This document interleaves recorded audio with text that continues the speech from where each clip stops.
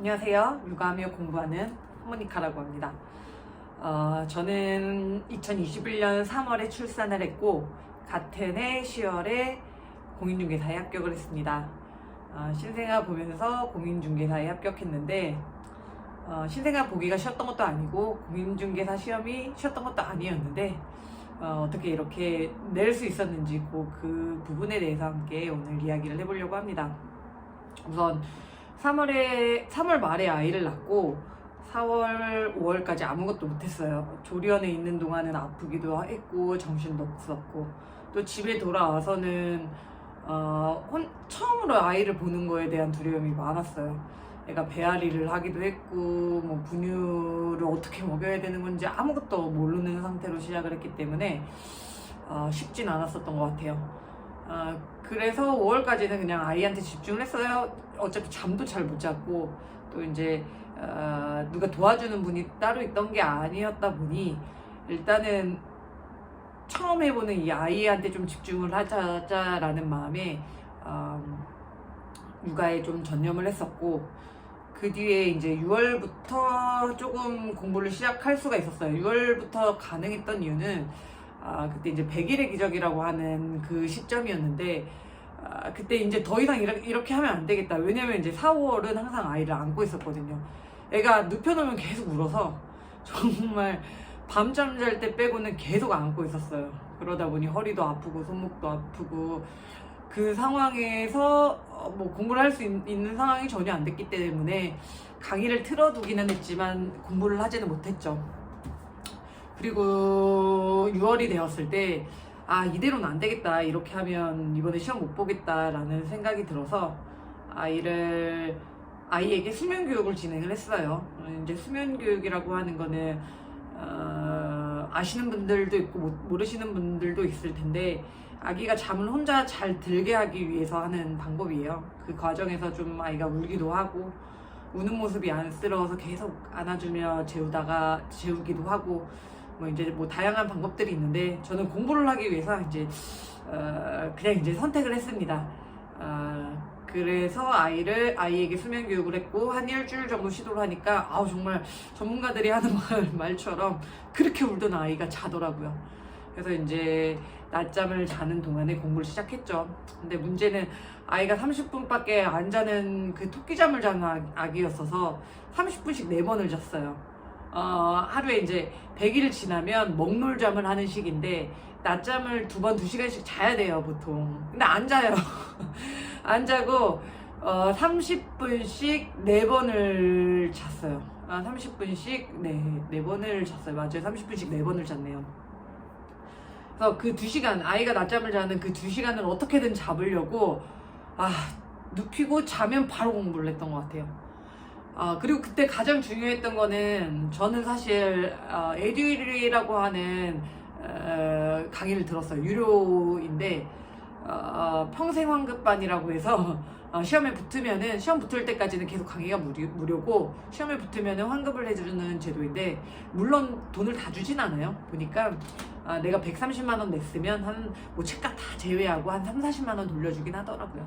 어쨌든 그 에듀윌이라는 강의를 들었는데 일단 결과적으로 저는 굉장히 만족했어요. 제가 시간도 되게 많이 부족했고 그랬다 보니까 그 강의는 정말 제가 레버리지 할 수 있었던 최고의 선택이 아니었나 라는 생각이 들었어요. 일단 강사분들이 찍어주는 내용들이 정말 최고예요. 이거는 저는 보면서 강사들이 정말 하라는 대로 해야 되는구나. 수면교육도 전문가가 하라는 대로 하는 거고 공인중개사 공부도 선생님들이 하라는 대로 하는 게 맞구나 라는 생각을 했습니다.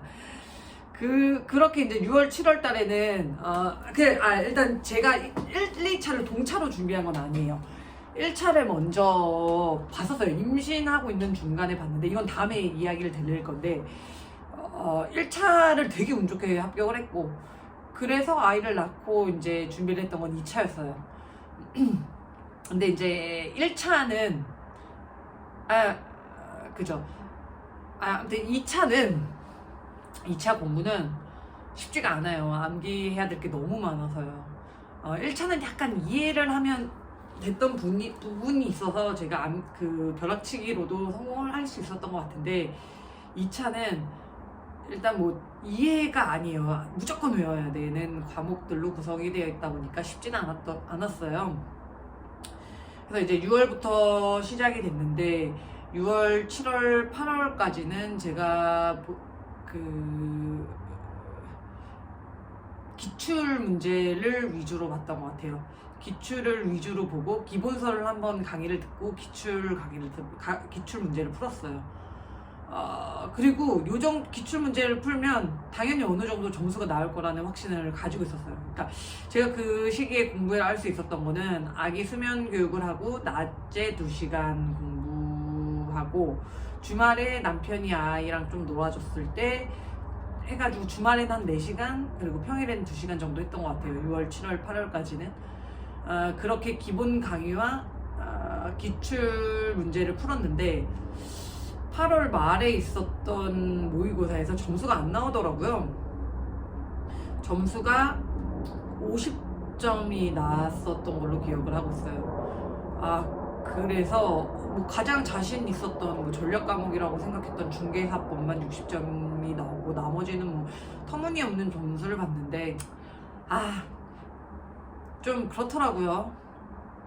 이대로 포기해야 되나 싶기도 하고 답답하고. 근데 제가 포기하고 싶지는 않았었던 게 아무래도 아이를 낳고 회사에 육아휴직을 하게 되면서 그 과정에서 회사에서 안 좋은 얘기도 되게 많이 들었고, 그러면서 이제 과거를 돌아보게 된 거죠. 왜 내가 이거밖에 안 됐을까? 난 열심히 살았던 것 같은데 회사에서 그만두라고 해도 그래, 나는 할 수 있다라는 어떤 거를 보여주고 싶었어요. 그래서 사실 끝까지 포기하지 않겠다라는 다짐을 한 번 더 했고, 그래서 남은 기간이 9월, 10월 두 달이었는데 그때 동안 진짜 거품 물고 한 것 같아요. 정말. 이제 어떻게 했냐면, 이제 보통은 애가 새벽에 항상 깼단 말이에요. 한 5시 반, 6시 반이면 깨가지고 제가 그냥 10시, 9시, 10시에 같이 잤어요.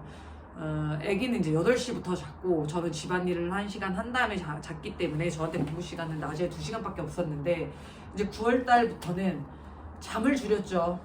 먼저 똑같이 수면 교육을 해서 낮잠 자는 2시간의 공부를 하는 거, 2시간에 보통 강의를 들었어요. 너무 짧게 이루어졌기 때문에 그때는 강의를 되게 임팩트 있게, 보통 강의가 1시간 이내인데 배속으로 듣게 되면 30분에 한 강을 듣는 경우가 많더라고요.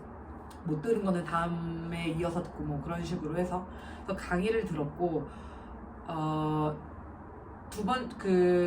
저녁에는 문제풀이를 했어요. 솔직히 정리하지 않으면 내게 안 돼요.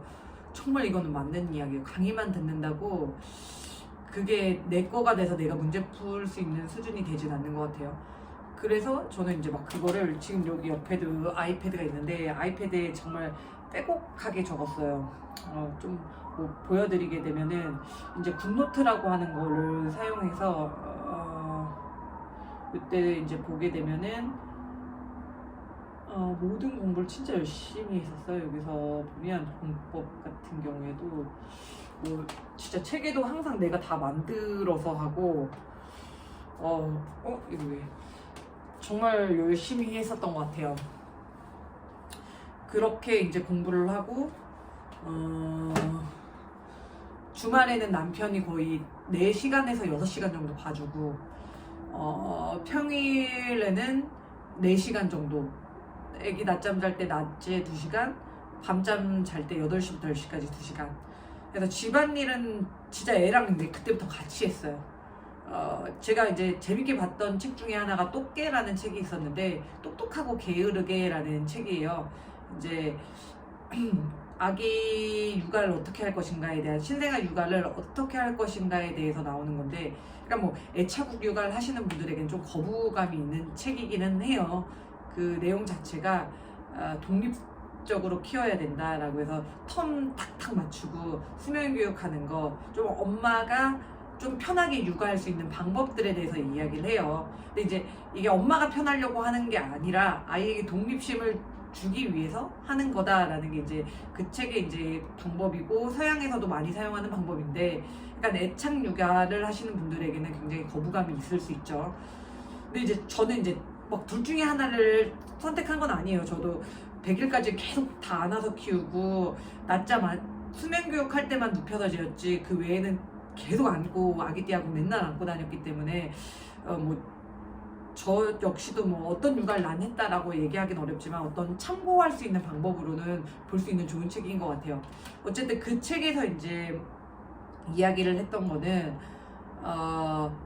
집안일은 아기가 깨어있을 때 해라. 그리고 아기가 잘 때는 엄마의 시간을 가져라. 온전하게 쉬든 공부를 하든 온전하게 엄마의 시간을 가져라 라는 이제 내용이 있었는데 그게 너무 마음에 와닿았어요. 그래서 집안일을 아이랑 같이 했죠. 빨래를 하고 빨래를 개고 설거지를 하고 이유식을 만들고 아기를 달래가면서 그 시간에 이제 애가 자면 그 집안일을 하는 게 아니라 집안일은 이제 아이랑 같이 하고 아기가 자기 시작하면 저는 재공부를 했어요. 그러다 보니 평일에 4시간이 확보가 됐던 것 같아요. 그래서 그 시간 동안은 정말 열심히 했었죠. 그때도 일단 동형 모의고사라고 하는 게 있어요. 에듀윌에서 주는 이제 실제 난이도보다 훨씬 더 높은 건데 그 동형 모의고사를 풀고 또 풀었어요. 지금 이 모의고사가 되게 중요한 게 뭐냐면 선생님들이 진짜 대단하신 분들이에요. 그 분들이 그 연구를 하고 해서 이번 시험에는 뭐가 나올 가능성이 굉장히 높다라는 것들을 추려요. 그리고 그것들을 그 모의고사 4회분에 쫙 담아요. 난이도가 그래서 굉장히 높지만 그 안에 참고할 수 있는 것들이 너무 많아요. 그래서 저는 그 한 달 동안은 그걸 거의 외우다시피 했어요. 정말 많이 풀었어요. 그 중에서도 이거 굿노트가 확실히 도움이 됐던 부분이 있는데 굿노트 광고는 아니에요. 저한테 당연히 광고를 주지도 않겠죠. 굿노트 광고는 아닌데 굉장히 좋았던 게 이게 매번 인쇄해서 풀어야 되잖아요. 그 풀고 나면 또 다시 못 풀잖아요. 이미 풀려져 있으니까. 근데 여기 이 굿노트에는 그냥 다운받아서 풀고 또 새거 또 다운받아서 또 풀면 되니까 그리고 비교해 볼 수 있잖아요. 그 전에 거랑 이거랑 되게 쉽게 되는 거예요.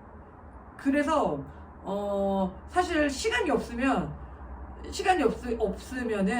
그냥 돈을 들이는 수밖에 없는 것 같아요. 그래서 저는 진짜 에듀윌 강의 듣고 그냥 이제 아이패드 사가지고 굿노트 깔아놓고서는 당연히 인쇄하러 갈 시간도 없으니까 그래서 그 안에서 항상 그거를 풀었던 것 같아요. 그래서 그걸 풀고 계속 반복을 했어요. 정말 많이 반복을 했어요.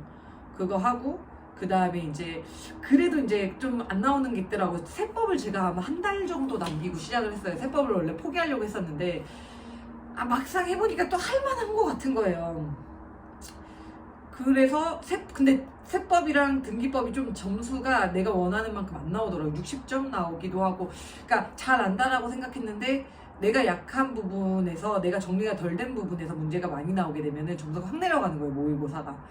그래서 걔네 둘은 좀 약하다라고 생각을 해서 그 완전 핵심 요약 같은 게 있어요. 한 달 전에 나오는 강의인데 그거 진짜 괜찮아요. 저는 강추해요. 그것도 또 돈을 추가로 내야 되지만 시간이 없으면 돈을 들여라 라는 측면에서 정말 재밌게 봤어요. 정말 유용하게 들었어요. 그래서 그거를 돈을 그 강의를 또 들었죠. 강의를 듣고 나서 이제 시험을 보는데 이게 이제 8, 90점 그냥 찍는 거예요. 그래서 이제 세법도 결국에 진짜 한 달, 2달 전에 시작을 했는데 1개인가 2개씩 틀렸어요. 그러니까 세법 어렵다고 포기할 필요는 전혀 없어요. 그 핵심적으로 요약된 부분만 진짜 그것만 딱 외우시면 돼요. 암기법들이 되게 많아요. 진짜 이상한 암기 코드 막 만들어서 외워주기도 하고 그래서 한 교수님을 선택해서 그 교수님 강의를 계속 듣는 게 중요해요. 왜냐면 그 교수님을 계속 반복할 때마다 내 머리에 계속 꽂히니까. 그리고 꽂히는 게 많아질수록 시험 보러 갔을 때 이제 정답이 보이니까. 그래서 아무튼 9월, 10월 그렇게 해서 10월 말에 시험을 봤는데 그리고 10월 말에 일주일 동안은 남편이 진짜 많이 도와줬어요. 남편이 휴가를 내가지고 휴가를 내서 일주일 동안 제가 거의 한 6, 7시간은 공부를 했던 것 같아요. 근데 이제 아무래도 남편이다 보니까 먹이는 거, 그 다음에 응가싼 거 치우는 거, 뭐 하는 것들에 있어서 남편이 다 해줄 수는 없어요. 제가 다 하진 못했고, 남편이 이제 기본적으로 애기 먹놀잠 할 때, 그 부분에서는 남편이 항상 이제 애기 데리고 나가서 아기띠 하고서는 밖에 구경시켜주고, 그런 것들을 진짜 많이 도와줬었죠. 그래서 아기를 이제, 그렇게 해서 일주일 동안 진짜 완전 빡세게 공부를 했고, 그리고 나서 이제 시험을 봤는데 80점 나왔어요, 평균. 네, 이게 이제 그 전략 과목이라고 생각했던 중개사법에서 90점, 그 다음에 등기법에서 80점, 그리고 공법에서 70점 다 받으면서 평균 80점으로 탁 합격을 했죠. 나름 되게 고득점 합격이었어요. 그래서 진짜 내가 육아 중에 2달 전만 해도 진짜 모의고사에서 50점 나와서 이제 딱 끝났다 생각했었는데, 또 2달 만에 또 진짜 이악 물고 나는 무조건 붙일 거야 라는 마음으로 또 덤비니까 이게 또 되더라고요. 그래서 제가 그 세부적으로 어떻게 했는지에 대한 부분들은 다음 영상에서도 더 정리해 보도록 하겠습니다. 오늘은 끝. 감사합니다.